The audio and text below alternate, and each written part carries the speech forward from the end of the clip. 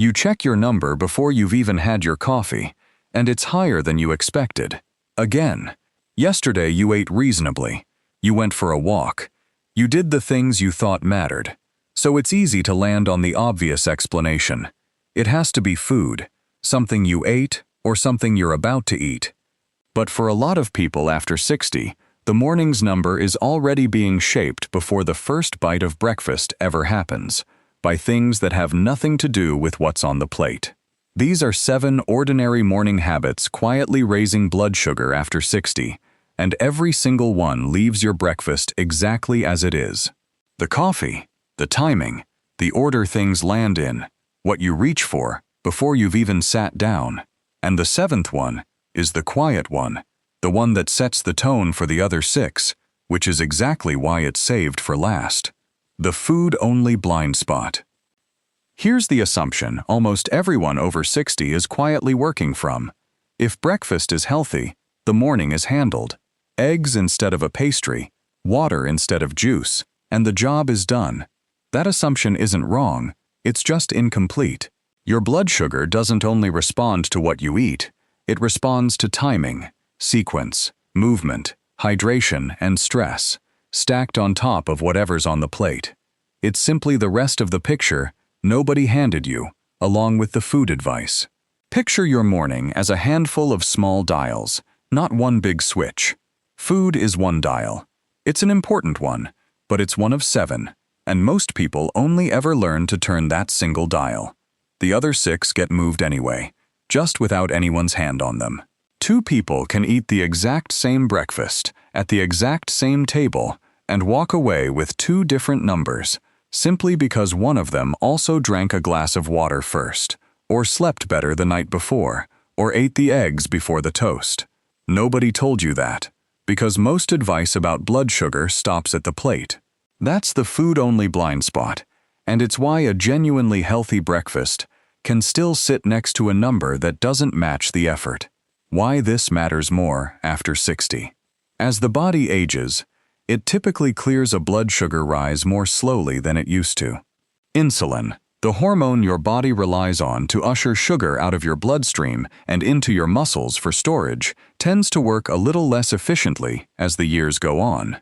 A habit that barely registered at 40 has more room to matter now, simply because the recovery window is shorter. The same 7 habits were always there. They just used to get absorbed and forgotten by lunchtime without anyone noticing. None of that means more is broken than actually is. It means the small stuff is worth a closer look, not because you did something wrong, but because the same 7 habits carry more weight than they used to. Think of it as a cushion that's gotten a little thinner over the years, still plenty of room, just less of it to spare than there used to be. A few things to let go of first. Here's what this list is not asking of you. You don't need a glucose monitor to benefit from any of this. You don't need to give up coffee, and you don't need to overhaul your whole morning tomorrow. Picking just one and actually sticking with it gets you further than trying to overhaul the whole morning at once. This also isn't about willpower. Every habit on this list is common, ordinary, and easy to miss, precisely because it looks harmless. You're not being graded on how many of these you already do right, and there's no failing score here. By the end, you'll know exactly which of these 7 are quietly working against you, and which ones were never the problem at all. Number 1. Reaching for coffee before anything else. At least I did the healthy part right, you might think, mug in hand before you've eaten a bite. Plain black coffee is genuinely one of the more blood sugar-friendly things in your kitchen, so that instinct isn't wrong. Here's the piece most people never hear. Caffeine and your morning cortisol, the hormone your body naturally releases to help you wake up, share the same job. Both push your liver to release a little extra stored sugar into your blood. On an empty stomach, before any food is there to slow that sugar down, the 2 can stack. In one clinical trial of people already living with type 2 diabetes, caffeine on its own was tied to blood sugar readings running about 8% higher than on days without it, while plain coffee barely moves the number for people without that same sensitivity. It's genuinely different person to person, which is exactly why this one gets missed. But that's not the only reason it slips past notice. Coffee doesn't taste like a blood sugar habit. It tastes like coffee, so nobody thinks to connect the two. The fix isn't quitting coffee.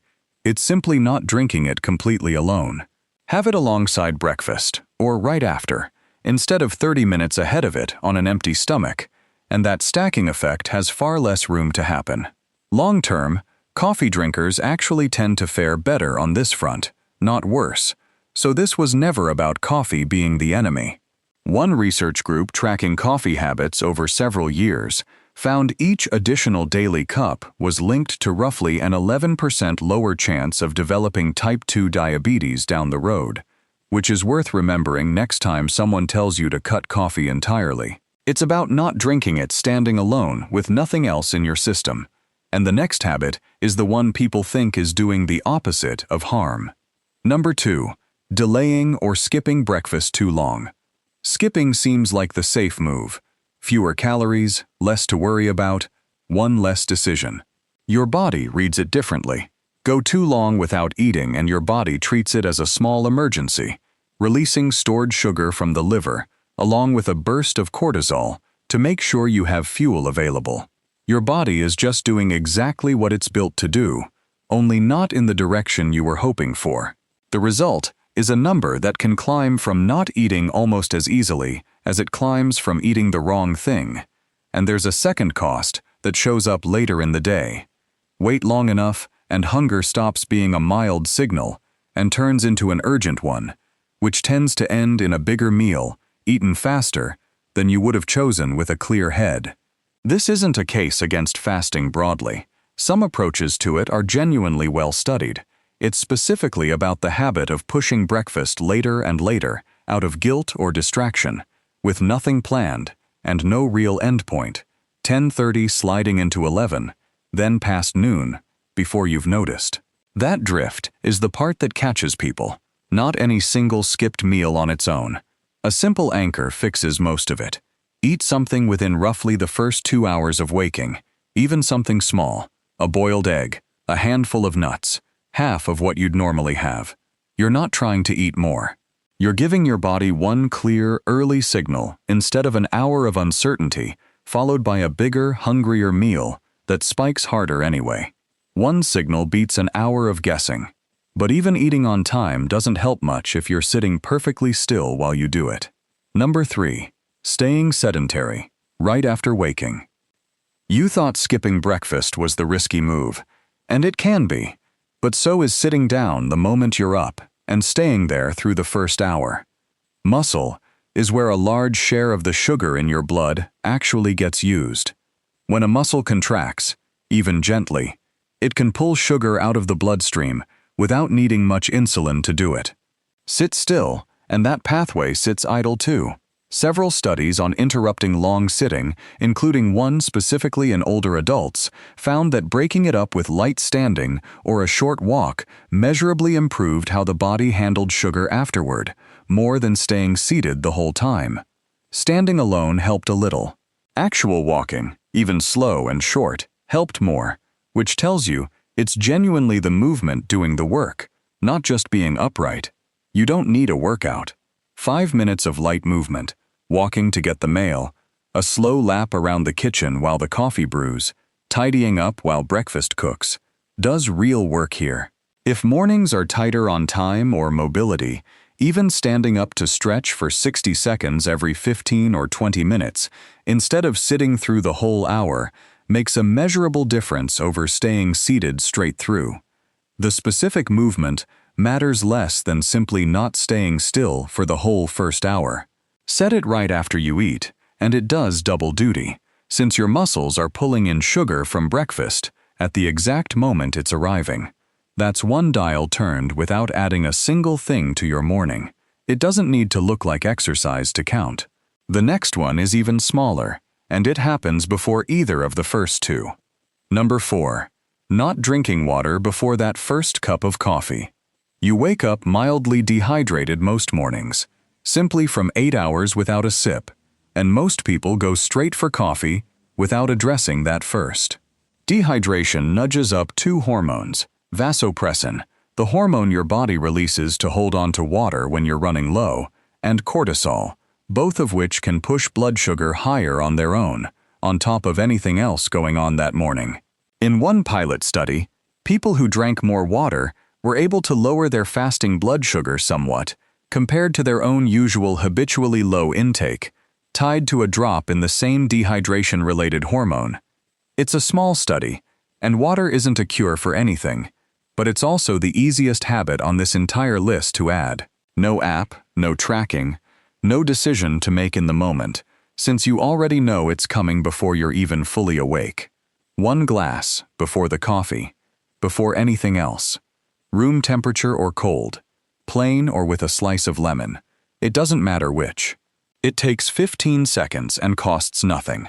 And it clears the way for that coffee to do far less of the stacking we talked about 2 habits ago. It just means your system isn't running dry when that coffee shows up. Water first, coffee second. Nothing more complicated than that. Some habits on this list take real thought. This one doesn't. Just a glass on the nightstand the night before, so it's there the second you're up. 4 down, and your plate hasn't changed once. None of the first 4 habits asked you to change a single thing you eat. The coffee stays, breakfast stays, the food on your plate stays exactly as healthy as it already is. Timing and order did all the work so far, and that's about to carry even more of it. Number 5. Reaching for the phone before anything else. The news, the messages, the inbox, whatever's waiting, all of it before your feet have even hit the floor. Cortisol is already naturally higher first thing in the morning. That's normal and expected.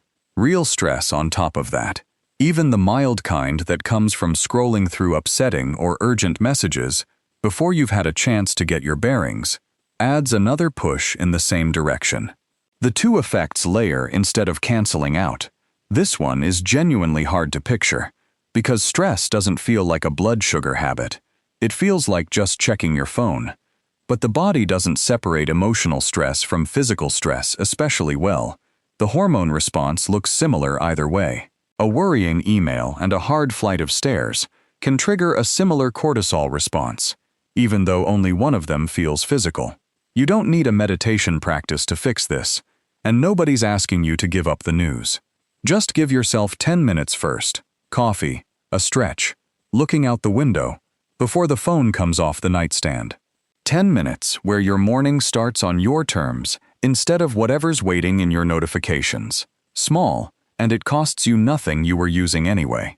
Now here's the one most people get backwards without realizing it, and it doesn't even require changing a single food on your plate. Number 6. Eating the carbs first and the protein last. Same eggs, same toast, same table, and the meter still landed in 2 different places on 2 different mornings. Nothing about that is random. It's the order you ate it in. Researchers gave the same meal to a group of people managing type 2 diabetes on 2 separate mornings, changing nothing but the sequence. Vegetables and protein first one day, the starchy carbohydrate first the other. The after-meal rise dropped by roughly half on the reordered day. The reason makes sense once you picture what's happening inside your stomach. Protein and fiber take longer to digest, and eating them first slows the rate at which everything behind them empties into the small intestine, easing the sugar in bit by bit rather than dumping it in one go. Reverse the order. Toast first on an empty stomach, and that same sugar has an open, fast lane straight into your blood. Here's what most people don't expect. The effect isn't small or theoretical. It shows up as a real, measurable difference on the same plate, from the same fork, just moved in a different order. Nothing about the meal has to change, just the order the forkfuls happen in. Eggs before toast, the chicken before the rice, the vegetables before the potatoes. Researchers studying this have described the size of the effect as comparable to what some medications aimed specifically at after-meal blood sugar are designed to do, from nothing more than a different eating order. It works the same way at lunch and dinner too. Not just breakfast. Once it becomes a habit, rather than something you have to remember on purpose. If you only change one habit on this entire list, make it this one, since it's free, instant, and slots into whatever you're already planning to eat tonight or tomorrow morning. Same food, just reordered. It also stacks cleanly with the habits already on this list. The water from a few minutes ago, the short walk after you eat. None of them cancel each other out. They just add up. 6 habits down, and every one of them happens before or during breakfast itself. The 7th one already happened before you even opened your eyes. Number 7. Carrying a rough night's sleep straight into the morning. Here's the one that quietly sets up all 6 of the others. A short or restless night raises cortisol, the same way stress and dehydration do, and it also makes the body noticeably less responsive to its own insulin the next day, even in people who eat and move exactly the same as they would after a good night. It's a well-replicated finding, showing up even after a single night of poor sleep, not just after weeks of it. That means the same breakfast, the same walk, the same careful order on the plate can still land on a higher number after a bad night, simply because the body's starting position was already different before the alarm went off. This isn't about needing 8 perfect hours or nothing counts. Consistency matters more than any single rough night. Going to bed and waking up around the same time most days keeps the whole system steadier than chasing one flawless sleep score. An irregular schedule, early some nights, and late scrolling on others, unsettles that rhythm even if the total hours add up the same on paper. If one night was rough, that's not a habit you failed, it's information. It tells you today might be a day to lean a little harder on the other 6, the water, the movement, the order on the plate, since your starting line was already a little further back this morning. None of the other 6 habits stop working on a tired day. They just have a little more ground to make up. The number doesn't wait for breakfast. Some of it's already decided before your eyes are even open. A quick safety note. If you take insulin or a medication that works alongside meal timing, a few of these, especially changing when or how much you eat, are worth a quick mention to your doctor first. Nothing here is dangerous. It's simply that changing when or how you eat can shift how much medication you actually need. That mainly concerns the timing-related habits. Meanwhile, the water and the light morning movement are fine for almost anyone to begin right away, no conversation required. That's a short question at your next visit, not a reason to wait on trying the rest of this list today. The one thing to actually do. Nobody's asking you to take on all 7 of these at once. Pick the one that felt the most familiar as you were listening. The coffee, the skipped breakfast, the phone, whichever one landed. Tonight, set 1 glass of water on the nightstand. Or tomorrow morning, simply eat the eggs before the toast. Whichever one you pick, write it somewhere you'll actually see it. The fridge, the coffee maker, a sticky note on the bathroom mirror, so it isn't relying on memory alone at 6 in the morning. Just that one thing, held for a week, before you add a second. Then, once it's just something you do without thinking about it, pick the next one off the list and do the same thing again. Small and steady wins this over big and short-lived, every time. If you'd rather have all 7 in one place, with the exact swaps and the water reminder built in, the free action guide covers it, and you'll find it sitting in the description and the pinned comment under this video. Grabbing it takes about 30 seconds, and then the whole list is somewhere you can actually stick to the fridge instead of trying to remember it. Out of these 7 morning habits raising blood sugar after 60, which one genuinely surprised you? Leave it in the comments. I actually read through them. And if there's a morning habit working against your number that we didn't get to, name it there too. That's what decides what gets covered next. When straight answers like this one are actually useful to you, hitting subscribe is what gets the next video in front of you. Coming up next, we're asking whether dinner's eating order matters just as much as breakfast's, and what that could mean for the number waiting for you tomorrow morning.